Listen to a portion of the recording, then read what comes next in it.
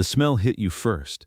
Stale tobacco mixed with sawdust, cheap perfume, and something else, something indefinable that clung to places where desperate people performed desperate acts for money. Herbert Khaury stood outside Hubert's museum and Flea Circus on West 42nd Street, clutching his ukulele case against his chest like a shield. October wind cut through his threadbare coat, but he didn't feel the cold.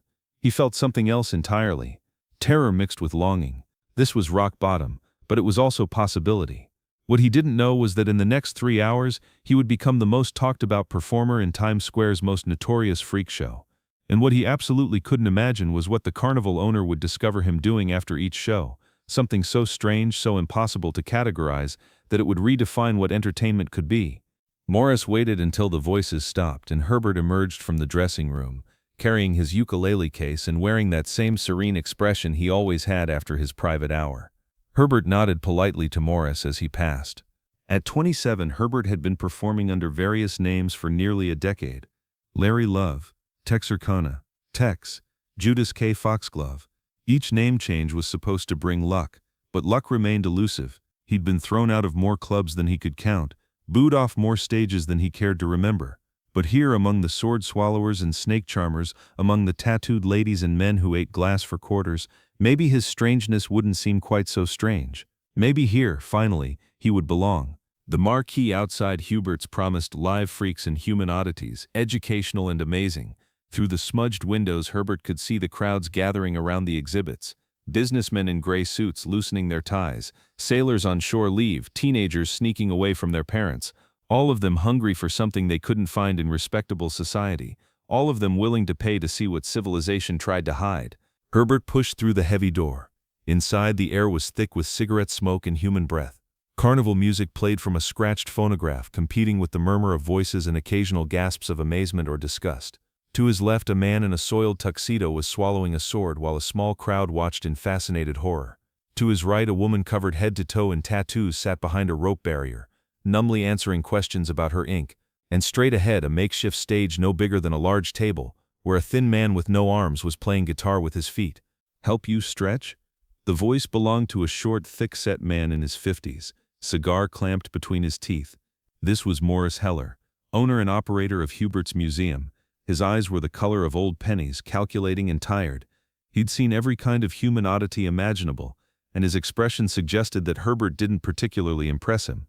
"Good evening, Mr. Heller," Herbert said, his voice rising to that peculiar falsetto that emerged whenever he was nervous. "I understand you might have need of entertainers.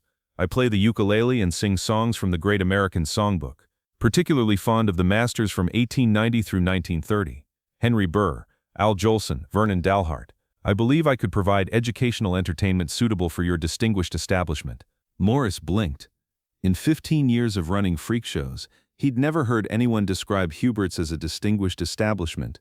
Most performers who wandered in here were broken people looking for their last chance.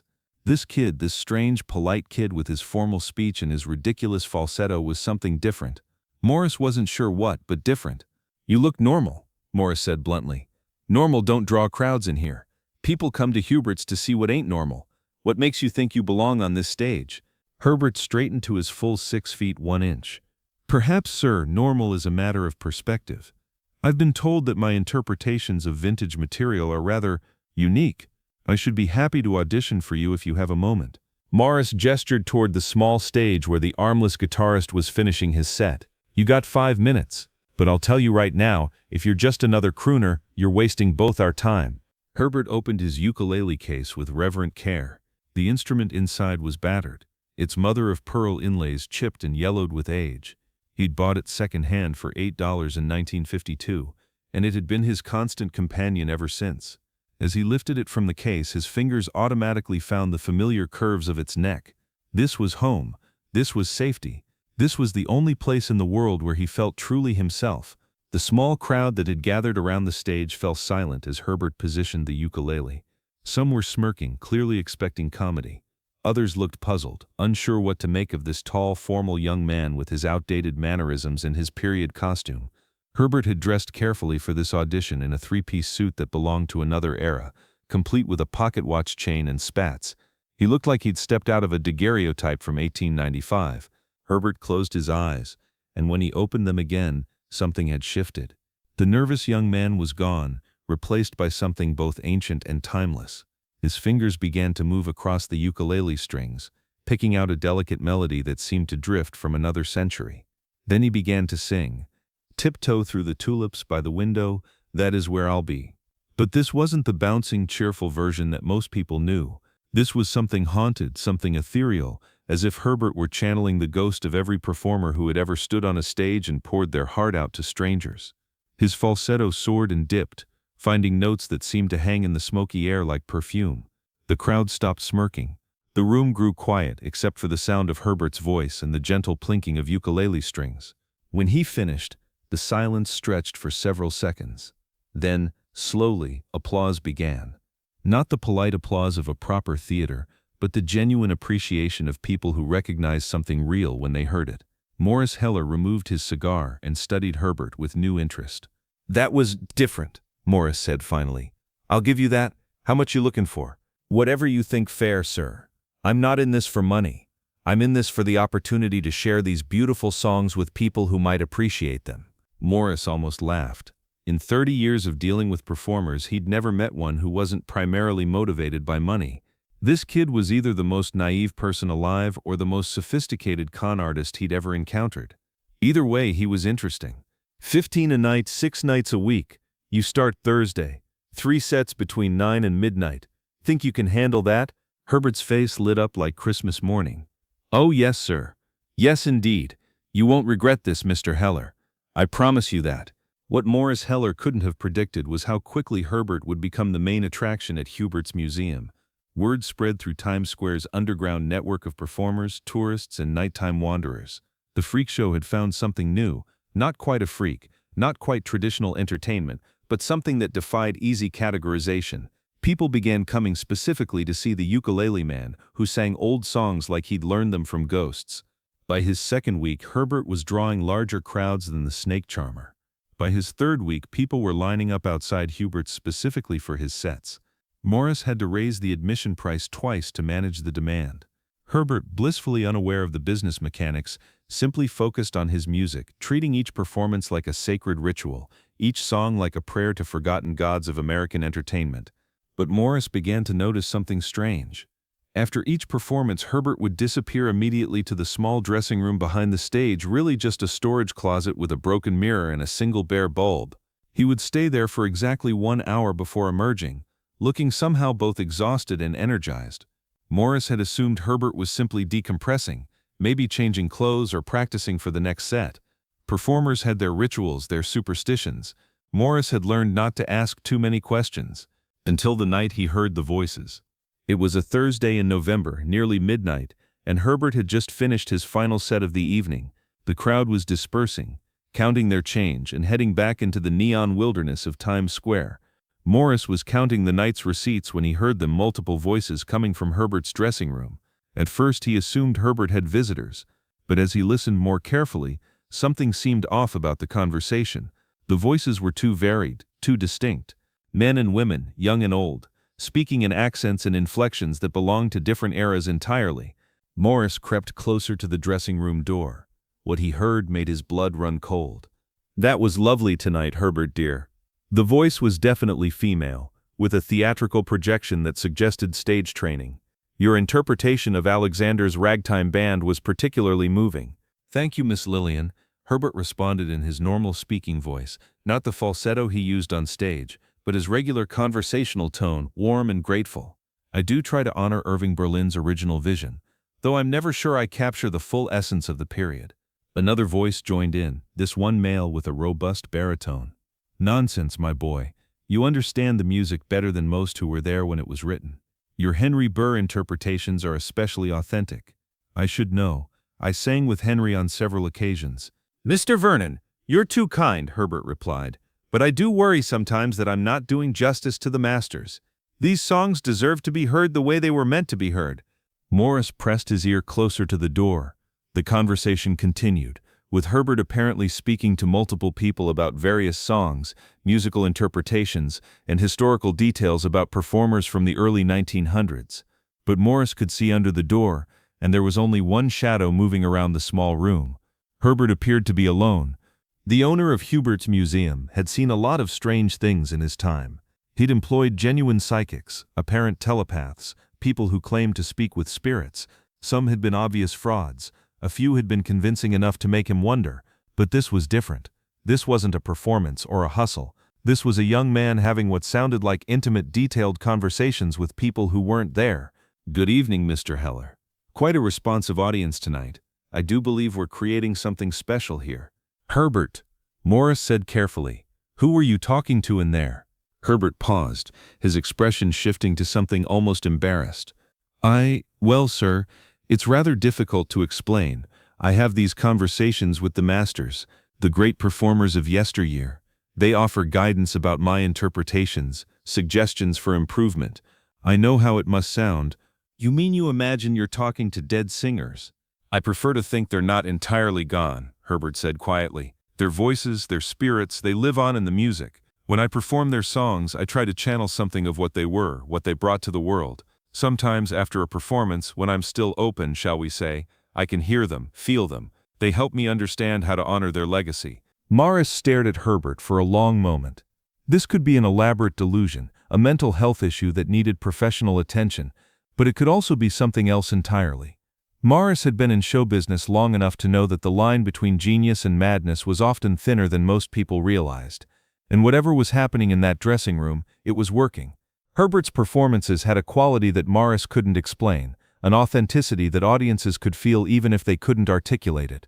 "These masters, do they ever ask you to do anything, tell you to do things?" Herbert looked shocked. "Oh goodness, no sir. They're quite lovely actually. Very supportive. They mainly discuss musical techniques, historical context, that sort of thing. Miss Lillian Russell has been particularly helpful with my diction, and Mr. Al Jolson has suggested some fascinating approaches to emotional delivery, though I confess his style is perhaps a bit too robust for my particular voice." Morris realized with a start that Herbert was completely serious. This wasn't an act or a manipulation. This young man genuinely believed he was receiving musical instruction from deceased performers, and somehow, impossibly, it was making him better. "Herbert, I need to ask you something, and I want you to be completely honest with me. Do you think these conversations are real, or do you think they're in your imagination?" Herbert considered this carefully. "I think, sir, that reality is perhaps more complex than most people assume. These songs I perform, they're not just notes and words. They carry something of the people who created them, who first brought them to life. When I sing Henry Burr's version of Beautiful Ohio, I'm not just imitating his technique, I'm trying to access the emotional truth he found in that song. Whether that happens through my imagination or through some form of spiritual connection, well, does it matter? The result is the same. The music lives." Morris nodded slowly. "And you're not planning to tell anyone else about these conversations?" "Oh heavens no," Herbert said quickly. "I realize how it would sound. People would think I was quite mad. I wouldn't want to cause any embarrassment for your establishment." "Good," Morris said, "because I'm going to make you a proposition. I'm doubling your pay, and I'm giving you top billing, but I need you to promise me something. Whatever happens in that dressing room, whatever guidance you receive, you keep it between us. Can you do that?" Herbert's eyes widened. $30 a night. "Mr. Heller, that's extraordinarily generous, but I couldn't possibly—" "You could and you will, because you're not just a performer anymore, Herbert. You're an attraction. People are talking about you all over the city. I've got reporters asking questions, other venue owners trying to poach you. What you do here, what you've created, it's special, and I want to protect it." What Morris didn't tell Herbert was that he'd already been contacted by 3 different television producers, a recording executive, and a theatrical agent. Word was spreading beyond Times Square's underground scene. The strange young man with the ukulele who sang century-old songs like he'd learned them from the original performers was attracting attention from people who could change his life forever. But Morris also understood something that Herbert, in his guileless innocence, couldn't yet grasp. The entertainment industry was a machine that consumed authenticity and produced artificial approximations. If Herbert's gift, whatever it was, however it worked, became public knowledge, it would be analyzed, dissected, and ultimately destroyed. The conversations with dead masters would become a gimmick, a selling point, a reason for people to buy tickets to see the crazy ukulele man who talks to ghosts. Morris had been protecting genuine talent for decades, and he knew that the most precious things in show business were often the most fragile. Over the following months, Herbert's reputation grew. He became the professor, a mysterious figure who could transport audiences to another era through his uncanny ability to channel the great entertainers of the past. People began bringing Edison cylinders and 78 RPM records to his shows, asking him to perform songs they discovered in their grandparents' collections. Herbert never refused a request, and somehow he always knew the song, always understood its historical context, always performed it with an authenticity that defied explanation. The conversations in the dressing room continued, becoming more elaborate and detailed. Herbert would emerge each night with new insights about period performance techniques, forgotten verses to familiar songs, or historical anecdotes about the music industry's early days. Morris began keeping a notebook, recording Herbert's revelations and later verifying them against music history books. Impossibly, Herbert was always accurate. He knew things about dead performers that even music historians had forgotten. By spring of 1960, Herbert had become a legend in the small world of Times Square entertainment. But he remained exactly what he'd always been, a gentle, courteous young man who loved old songs and wanted to share them with people who might appreciate their beauty. He lived in the same small apartment, wore the same old-fashioned clothes, treated everyone with the same Victorian politeness that had first charmed Morris Heller. The only thing that had changed was the voices. They were getting stronger, more distinct, more insistent about helping Herbert perfect his craft. And sometimes, late at night when the museum was empty, Morris could swear he heard music coming from the dressing room even when Herbert wasn't there. Phantom melodies played on instruments that existed only in memory, songs that belonged to ghosts who had found a living throat through which they could sing once more. Herbert never spoke publicly about his conversations with the masters, but word leaked out anyway, as secrets always do in the entertainment world. Some people dismissed it as a publicity stunt. Others whispered about supernatural gifts, about a young man who could speak with the dead. The truth, as Morris Heller understood it, was both simpler and more complex than either explanation. Herbert Khaury had found a way to make the past live again, one song at a time. Whether through genius or madness, imagination or spiritual connection, he had become a bridge between the world of the living and the realm of forgotten entertainers who had once brought joy to audiences just as desperate for magic as the crowds that gathered nightly at Hubert's Museum and Flea Circus. And in that small, smoke-filled room on West 42nd Street, surrounded by human oddities and carnival curiosities, Herbert had discovered something more valuable than money or fame. He had found his purpose. He was not just a performer. He was a vessel, a keeper of musical memories, a guardian of America's entertainment heritage. The masters had chosen well.